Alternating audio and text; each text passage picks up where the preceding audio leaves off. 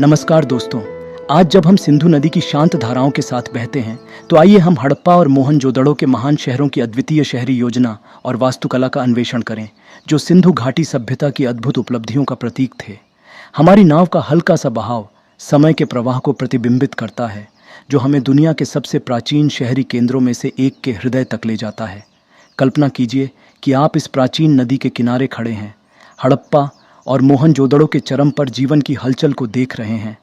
ये शहर सिर्फ घरों का एक समूह नहीं थे, बल्कि एक अद्भुत इंजीनियरिंग और दूरदर्शिता के चमत्कार थे, जिन्हें अत्यधिक सावधानी और उद्देश्य के साथ बनाया गया था। जब हम आगे बढ़ते हैं तो मोहनजोदड़ो की संरचना को अपने मन में उकेरें। चौड़ी और सुनियोजित सड़कें सीधी रेखाओं में बनी हुई थीं, जो एक जाल जैसा पैटर्न बनाती थीं, जो आश्चर्यजनक रूप से आधुनिक लगता है। पक्की ईंटों से बने घर 2 या 3 मंजिल ऊंचे होते थे, जिनमें अक्सर सपाट छतें और निजी स्नानघर होते थे। उनके समय के लिए यह एक अद्भुत नवाचार था। प्रत्येक घर को आराम और सुविधा के लिए डिज़ाइन किया गया था, जो शहरी जीवन की गहरी समझ को दर्शाता है। शहर का लेआउट इतना व्यवस्थित था कि मोहनजोदड़ो के लोग संभवतः सामुदायिक भावना और साझा उद्देश्यों का अनुभव करते होंगे। कल्पना कीजिए उन व्यस्त बाजारों की, जहां व्यापारी और कारीगर अपने सामान, मिट्टी के बर्तन, वस्त्र और जटिल आभूषण प्रदर्शित करते थे। ताज़ा उत्पादों की सुगंध गलियों में फैलती थी और आंगनों से हंसी खुशी की गूंज सुनाई देती थी। शहर की अद्वितीय जल निकासी प्रणाली उनकी इंजीनियरिंग दक्षता का प्रमाण है। उन्नत टेराकोटा पाइप घरों को जल निकासी के जाल से जोड़ते थे, जो कचरे को रिहायशी क्षेत्रों से दूर ले जाते थे, जिससे गलियां स्वच्छ और सुरक्षित रहती थीं। स्वच्छता और शहरी योजना पर इस तरह का ध्यान उस समय के लिए अभूतपूर्व था, और यह सभ्यता की स्वास्थ्य और कल्याण के प्रति समझ को दर्शाता है। जब हम नदी के साथ यात्रा कर रहे हैं तो इन नवाचारों के महत्व पर विचार करें। हड़प्पा और मोहनजोदड़ो के लोग केवल जीवित नहीं थे, वे एक ऐसी संस्कृति का निर्माण कर रहे थे जो परिष्कार और व्यावहारिकता के बीच संतुलन बना रही थी। नदी के आगे बढ़ने के साथ साथ अपने मन को मोहनजोदड़ो के महान स्नान की ओर मोड़ें, जो शहर की उन्नत इंजीनियरिंग कौशल और शायद उसके धार्मिक महत्व का प्रतीक है। ये बड़ा तालाब कमरों के जटिल समूह से घिरा हुआ, ये संकेत देता है कि स्नान की रस्मों का उनके समाज में महत्वपूर्ण स्थान था। जलरोधक ईंटों से बनी इसकी शानदार संरचना न केवल उनकी वास्तुकला की दक्षता, बल्कि सामुदायिक जीवन और आध्यात्मिकता की समझ को भी दर्शाती है। महान स्नान शायद कई उद्देश्यों की पूर्ति करता था, धार्मिक, सामाजिक और स्वच्छता से संबंधित।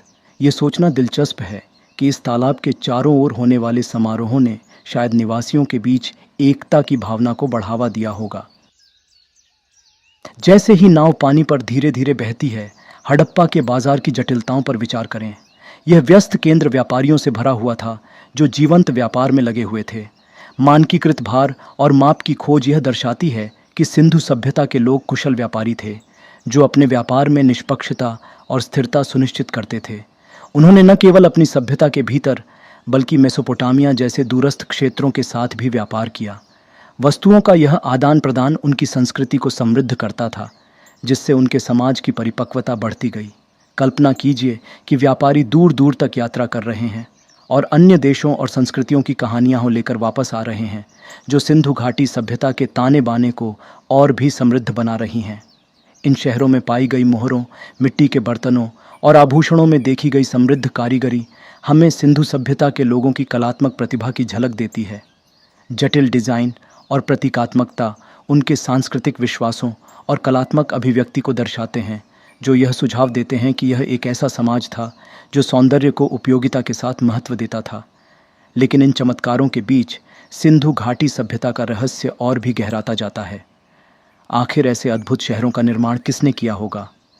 उनकी वास्तुकला की प्रेरणा क्या रही होगी? नदी, जो सदियों से बह रही है, अपने भीतर अतीत के अनगिनत रहस्यों को समेटे हुए है। जब हम इन भव्य उपलब्धियों की प्रशंसा करते हैं तो यह याद रखना आवश्यक है कि इन्हें एक स्थिर समाज की नींव पर बनाया गया था। एक ऐसा समाज जो ऐसी नवाचारी और जटिल संरचनाओं को बनाए रखने में सक्षम था। हालांकि इन महान शहरों का उत्थान चुनौतियों से मुक्त नहीं था।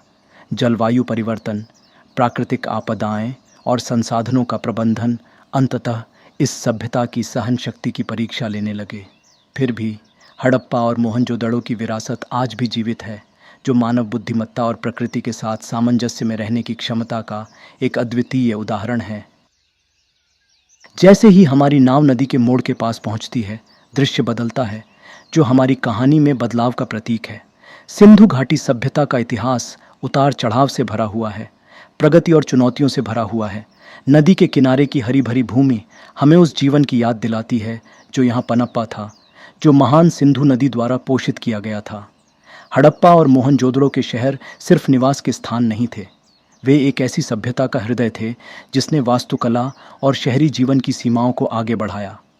जैसे ही सूर्य क्षितिज के नीचे डूबता है, जल पर एक सुनहरी आभा फैल जाती है और हमारी यात्रा आगे बढ़ती है।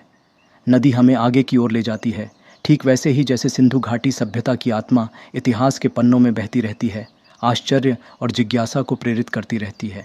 हड़प्पा और मोहनजोदड़ो की शहरी योजना के अद्भुत चमत्कार हमें सिंधु घाटी सभ्यता की अविश्वसनीय उपलब्धियों की याद दिलाते हैं। जैसे जैसे हम नदी के साथ आगे बढ़ते हैं, और भी कहानियाँ और रहस्य हमारा इंतज़ार कर रहे हैं।